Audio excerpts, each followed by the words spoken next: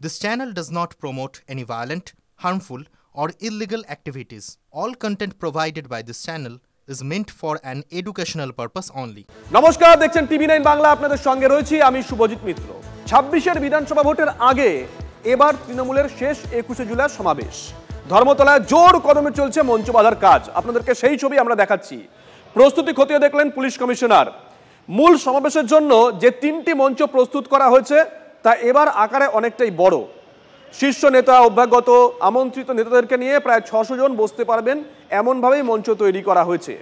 দৈর্ঘ্য প্রস্থ যথাক্রমে 80 এবং 42 ফুট। 3টি মঞ্চের একটিতে থাকবেন তৃণমূল সুপ্রিমো মমতা বন্দ্যোপাধ্যায় এবং দলের প্রথম সারির নেতৃত্ব। দ্বিতীয় মঞ্চে থাকবেন শহীদ পরিবারের সদস্যরা। তৃতীয় মঞ্চে থাকবেন নির্বাচিত জনপ্রতিনিধিরা। সমর্থকদের সুবিধার্থে শহরের গুরুত্বপূর্ণ জায়গাগুলোতে বসানো হচ্ছে জায়ান্ট স্ক্রিন, মানে যারা পৌঁছতে পারবেন না তারা ওই জায়ান্ট স্ক্রিনেও কিন্তু দেখতে পারবেন মূল মঞ্চে কি হচ্ছে। শুধুমাত্র স্প্ল্যানেড এবং পার্ক স্ট্রিট চত্বরেই থাকছে প্রায় 15টি জায়ান্ট স্ক্রিন। কলকাতার পুলিশ কমিশনার তিনি গোটা বিষয়টা খতিয়ে দেখেন। সৌরভ দত্ত আমাদের সঙ্গে রয়েছেন। সৌরভ, 5:30 লাইভ ছবিটা একবার দেখাও। দেখো, একেবারেই মূল মঞ্চের পেছনের দিকে আমরা রয়েছি। মঞ্চ বাঁধার কাজ চলছে, মঞ্চ তৈরির কাজ চলছে। কিছুক্ষণ আগেই পুলিশ কমিশনার মনোজ বর্মা তিনি এসেছিলেন এবং তিনি প্রথমে মূল মঞ্চ সেইটি পরিদর্শন করেন। মূল মঞ্চের পাশাপাশি ভিক্টোরিয়া হাউস সেই জায়গাটা তিনি খতিয়ে দেখেন, সেখানকার নিরাপত্তা ব্যবস্থা খতিয়ে দেখেন এবং এখান থেকে সোজা ডোরিনা ক্রসিংয়ে তিনি চলে যান এবং সেখানকারও যে সমস্ত নিরাপত্তার যে ব্লুপ্রিন্ট রয়েছে সেগুলো ঠিক জায়গায় রয়েছে কিনা, যেভাবে পরিকল্পনা করা হয়েছে কলকাতা পুলিশের তরফে এই 21শে জুলাইয়ের নিরাপত্তা ট্রাফিক ব্যবস্থাকে ঘিরে, সেগুলি ঠিকমতো রয়েছে কিনা তা তিনি একেবারেই সরেজমিনে পরিদর্শন করেন। আমরা জিজ্ঞেস করেছিলাম যে এই বছরই পেহেলগাঁয়ে হামলা ঘটেছে, সন্ত্রাসবাদী হামলার মতো ঘটনা ঘটেছে, আমাদের রাজ্যে বিধানসভা নির্বাচন রয়েছে আগামী দিনে, তার আগে একটা বড় রাজনৈতিক কর্মসূচি, হাই ভোল্টেজ রাজনৈতিক কর্মসূচি, সেখানকার নিরাপত্তা, সেই সমস্ত ঘটনার প্রেক্ষিতে এবার কি আরও নতুন করে কোনো নিরাপত্তা ব্যবস্থা জোরদার করা হচ্ছে।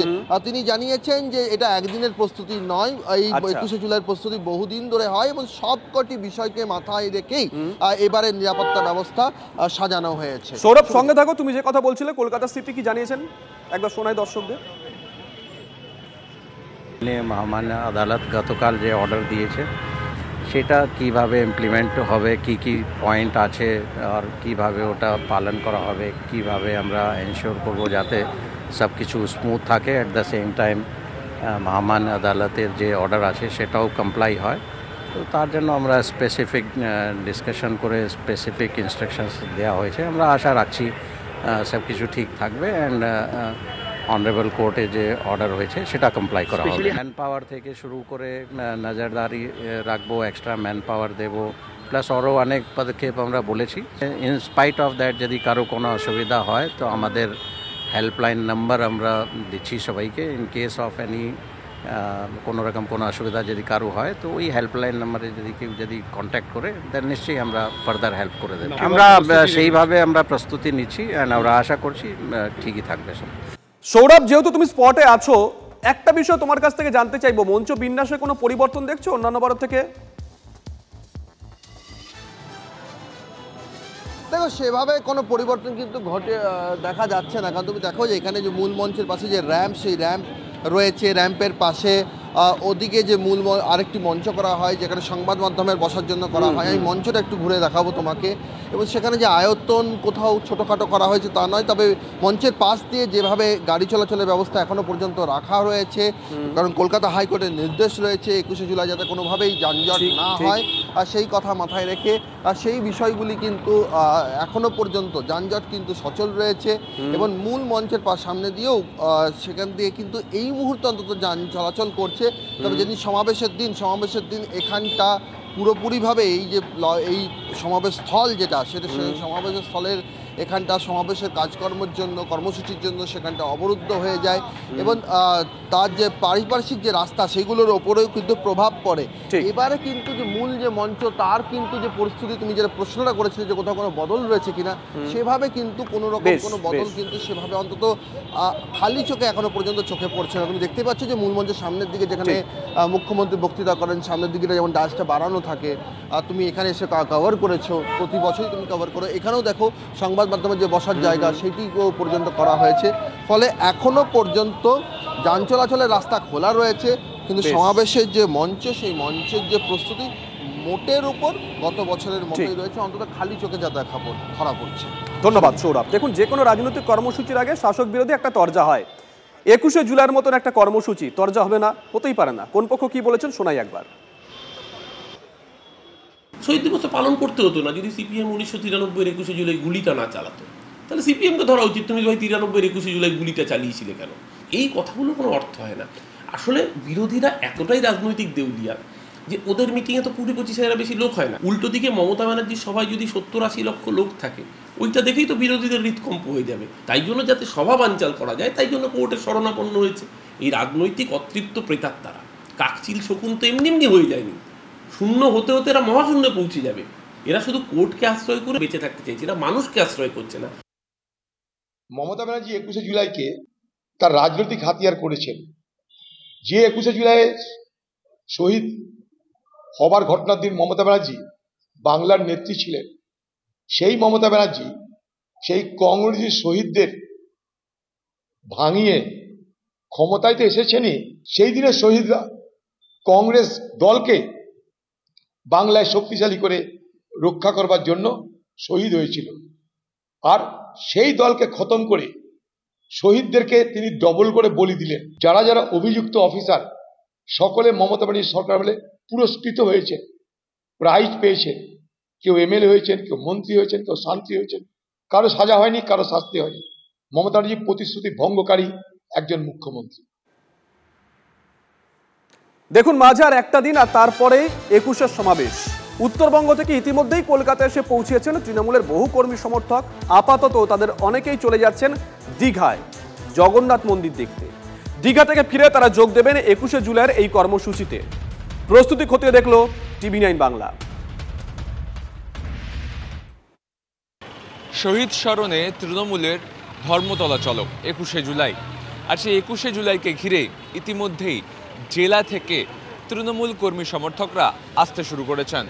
অস্থায়ীভাবে শিয়ালদা স্টেশনের সামনে মঞ্চ করা হয়েছে এবং সেখানে উত্তর কলকাতা জেলা তৃণমূল কংগ্রেসের পক্ষ থেকে কর্মীদের স্বাগত জানানো হচ্ছে এবং তারপর বাসে করে তাদেরকে নিয়ে যাওয়া হচ্ছে বিভিন্ন গন্তব্যে। আগামী দুদিন সেখানেই থাকবেন এই তৃণমূল কর্মী সমর্থকরা এবং তারপর তারা যাবেন 21শে জুলাইয়ের মঞ্চে বক্তব্য শুনতে। বিভিন্ন জেলা থেকে কিন্তু ইতিমধ্যেই কর্মী সমর্থকরা এসে পৌঁছেছেন শিয়ালদা স্টেশন চত্বরে। ইতিমধ্যেই শহরের বিভিন্ন প্রান্তে ক্যাম্প তৈরি করা হয়েছে যেখানে এই কর্মী সমর্থকরা থাকবেন এই দুদিন ধরে। তারপর কিন্তু তাদের নিয়ে যাওয়া হবে 21শে জুলাইয়ের মঞ্চে। ক্যামেরা কল্যাণের সঙ্গে সুমন, TV9 বাংলা, শিয়ালদা, কলকাতা। দিদির অনেক উন্নতি আমরা দেখেছি, আমরা অনেক খুশি তিনি আমাদেরকে দেখছেন, এই জন্য আমরা অনেক খুশি। আমরা সভাতে অ্যাটেন্ড করতে চাই। এবার অ্যাডভান্সে আসছি, এবার যে আমাদের জগন্নাথ মন্দিরের যে উদ্ঘাটন আমাদের মাননীয় মুখ্যমন্ত্রী করেছেন এটা দেখাবার সাথে 21শে জুলাই যে শহীদের যে স্মরণ, যে 21শে জুলাই যে দিন আছে, দিদির যে বক্তব্য, অভিষেক ব্যানার্জি আমাদের যে নেতা, যুব নেতা, ওনার বক্তব্য শোনার জন্যই আমরা। এই সুমন প্রতিবেদনে যে কথা বলছিল যে দূর দূরান্ত থেকে যারা আসেন তাদের তদারকির দায়িত্ব থাকেন কলকাতার নেতারা। কলকাতা এবং কলকাতার আশেপাশে অনেকগুলো ক্যাম্প করা হয়, সেখানে এসে ওঠেন দূর দূরান্ত থেকে আসা তৃণমূল কংগ্রেসের কর্মী সমর্থকরা। ছবিটা এবছরও কিন্তু পাল্টায়নি, একই রকম আছে। একটা ছবি আপনাদেরকে এখন দেখাবো, কসবার ছবি। কসবা গীতাঞ্জলি স্টেডিয়ামে সেখানে তৃণমূল কর্মীদের থাকা খাওয়ার ব্যবস্থা করা হয়েছে। তদারকিতে রয়েছেন বোর্ড চেয়ারম্যান সুশান্ত ঘোষ। দলীয় পতাকার সঙ্গে মমতা বন্দ্যোপাধ্যায় এবং অভিষেক বন্দ্যোপাধ্যায়ের কাট আউটে সাজিয়ে তোলা হয়েছে স্টেডিয়াম এবং স্টেডিয়ামের সামনের রাস্তা। চিকিৎসার ব্যবস্থা রাখা হয়েছে, চিকিৎসক রাখা হয়েছে, পাশাপাশি মহিলাদের আলাদা থাকার ব্যবস্থাও করা হয়েছে এই ক্যাম্পে। প্রায় 25 থেকে 30 হাজার তৃণমূল কর্মী সমর্থকের জমায়েত হবে কসবার গীতাঞ্জলি স্টেডিয়ামে।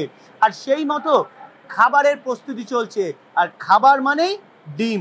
দেখা যাচ্ছে ডিম আনা হয়েছে পেটির পর পেটি, এবং শুধু ডিম নয়, ডিমের সঙ্গে থাকছে আলুর তরকারি, সোয়াবিনের তরকারি, এবং এখানে রাখা রয়েছে দেখা যাচ্ছে ডিম, আলু, সোয়াবিন, যাতে এখানে যারা তৃণমূল কর্মী সমর্থকরা আসবে যাতে কোনো সমস্যা না হয় তার জন্য যাবতীয় নজরদারি রাখা রয়েছে। মালদা, মুর্শিদাবাদ থেকে যে কর্মী সমর্থকরা আসছেন তাদের প্রত্যেকের খাবারের ব্যাপারে যাতে কোনো রকম খামতি না থাকে তার জন্য কিন্তু যাবতীয় তদারকি করা হচ্ছে কলকাতা পুরসভার তৃণমূল কাউন্সিলর সুশান্ত ঘোষের তরফে, এবং সেই মতো প্রতি বছর যেভাবে খাবারের যাবতীয় ব্যবস্থা রাখা হয় সেটাই কিন্তু করা হচ্ছে। রান্না চলছে, আমি অমিত বলে দেখানোর জন্য রান্না চলছে, এবং অন্যদিকে ভাতও তৈরি হচ্ছে। সব দিক থেকে ডিম ভাত, স্বাভাবিকভাবে 21 জুলাই এলে ডিম ভাত কি করে এড়িয়ে যেতে পারে, তাই প্রত্যেক মানুষের জন্য এই পথটি কিন্তু থাকছেই। ক্যামেরায় অমিত দাসের সঙ্গে সায়ন্ত ভট্টাচার্য, TV9 বাংলা, গীতাঞ্জলি স্টেডিয়াম, কসবা। মুখ্যমন্ত্রী যেটা বক্তব্য দিবে সেটা আমরা আদেশ করব। আগামী বছর বিধানসভা নির্বাচন, হ্যাঁ নির্বাচন 26-এ। মালদায় তো ফলাফল ভালো হয়নি লোকসভায়, তো বিধানসভায় ফলাফল ভালো হবে? বিধানসভায় 12টা থেকে 12টা আসবে, হ্যাঁ ভালো ফলাফল হবে। মালদায় তো অনেক বিষয় শোনা যায়, মালদায় এর সঙ্গে তার মারপিট, মানে একটা গোষ্ঠীদ্বন্দ্বের কথা শোনা যায়, সেই গোষ্ঠীদ্বন্দ্ব মিটিয়ে কি এবার কি বিধানসভা ভোটে লড়বে ভালোভাবে? হ্যাঁ ফল ভালো হবে, এবার বিরোধীদের শূন্য করে দেবো। এবার কি প্রথম না আগেও এসছে? না এর আগেও এসছি। প্রতি ব্যবস্থা কিরকম থাকে এখানে? ব্যবস্থা খুব ভালোই থাকে, খাবার দাবার খুব ভালো। মুখ্যমন্ত্রীর কাছে কি শুনতে চান? মুখ্যমন্ত্রীর কাছে এটাই শুনতে চাই, সামনে 26-এ বিধানসভা ভোট, উনি কি বার্তা দেন সেইভাবে আমরা কাজ করে যাব। এটা আজকে অন্য মাত্রায় চলে গেছে, যে কর্তৃপক্ষরা মনে করছে যে আমাদের একটা স্পষ্ট সিদ্ধান্ত নিতে হবে ব্যবস্থাপনা বন্ধ রাখার। তাহলে কোন রাজনৈতিক লড়াই সংগ্রামের সংস্কৃতি, যে সংস্কৃতি শিক্ষাক্ষেত্রের আঙিনা বন্ধ করে নেওয়ার সিদ্ধান্ত নিতে।